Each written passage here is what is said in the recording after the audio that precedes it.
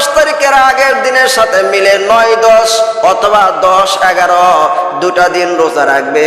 আল্লাহর নবী বলেছেন রমজান মাসের রোজার পরে সবচাইতে সর্বশ্রেষ্ঠ রোজা হচ্ছে মুহররমের 10 তারিখের রোজা।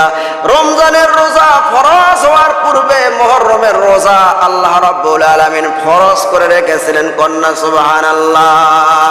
আল্লাহর হাবিব বিশ্ব নবী জনাব মুহাম্মদুর রাসূলুল্লাহ সাল্লাল্লাহু আলাইহি সাল্লাম বলেন মুহররমের 10 তারিখে যদি কোনো বান্দা তার পরিবার পরিজনের জন্য মুক্ত হস্তে খরচ করে, আল্লাহ পাক পুরাটা বছর তাকে স্বচ্ছতা দান করবেন। বলেন না সুবহানাল্লাহ। নবীর অনুকরণ করতে হবে।